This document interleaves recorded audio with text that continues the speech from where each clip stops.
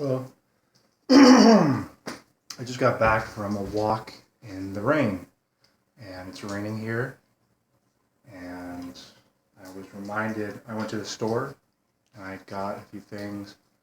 We have a place called Trader Joe's where there's lots of fun food items and healthy food at reasonable prices. And my dad dropped me off over there before he went to work, and I walked home. He didn't give me an umbrella because he was worried that I would break his umbrella because it's an expensive umbrella. He's had it for a long time. Um, and yeah, and then I went to the World Market place, and there's lots of like food items from I guess places in the world, and yeah, I went in there to duck the rain a little bit, and then I walked home in the rain, and I got some anchovies from that place. I don't know if you guys like anchovies, but I was reminded of, as I often am, something that Terence McKenna said, where he talks about an archaic revival, a reversion to archaic values and the felt experience of the body. Um, and I also started to think about progress and how it's not linear, and how in this society, it's easy to say we've progressed so far, and with racism and medicine and policies and all kinds of stuff, we progressed, but I don't. Sometimes we take 5 steps back. Sometimes we take 10 steps forward. So that kind of stuff, to where it's not linear. You can't. We have to be. I mean, I'm speaking for myself. I have to be vigilant about that kind of complacency.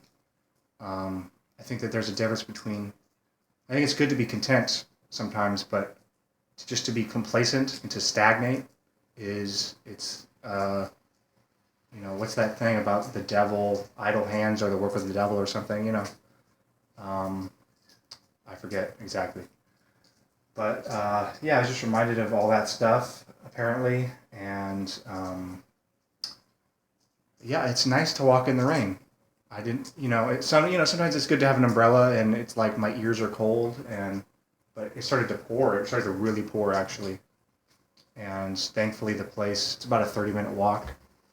I'll take off my shoes, and but it was nice. It's nice to just go off the beaten path sometimes, and not, that's what saddens me about my dad, is he lives life by these little rules, and it's self-limiting. It's a self-limiting belief, and these beliefs and these thought systems, it's just self-limiting, and it's like, why limit yourself? Why? Like, it's not necessary. It's not necessary. It's not keeping you safe, really. It's kind of a false feeling of security. And it's like, I don't want to live like that anymore. Having these rituals and stuff.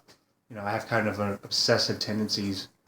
And I can get into that kind of groove of having my routine. Having this kind of routine to where I feel more safe in an unsafe world. But the world is both safe and unsafe. And to be alive, it's, I'm thinking of a Christopher Hitchens quote where it's like a wager. Life, it's, I'm paraphrasing here, but it's like, it's a risk. It's inherent in life is it's risky. And nobody gets unscathed, apparently. There's all this technology coming out. That's a whole topic I can get into. Kind of the singularity and all kinds of stuff, which is interesting and to think about.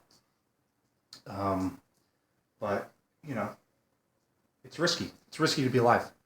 And are you going to hide away? And that's a risk too. You always are taking risks.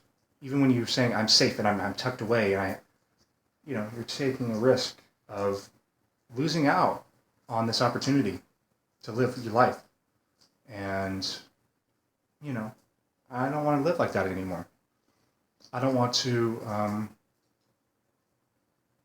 hide away. Because you can't hide, really. You can't. Um, in a sense. So why pretend? You know? Um, and it just makes me very passionate to talk about this stuff because I've lived, this is how I live my life, is with these self-limiting beliefs. And there's so much more. And that's kind of what I want to express to people sometimes, because I notice that people are just stuck in their self-limiting beliefs, and it's a collective, I think about how it's a collective familial dysfunction in the world. It all starts in the family, and obviously it's a collective unhealthiness. And, there's bright spots and it's a complexity and stuff, sure. But, it's a problem. It's a problem. And it starts in the family. A lot of it, Ow, my arm is hurting from holding the phone. So I just wanted to get that off my chest, because it just really reminded me. It was a nice moment to walk in the rain and think about this kind of stuff. So I will go eat some anchovies, I guess, and maybe something else. I don't know. I'm running out of money because I spend my money. So, so I'm gonna go.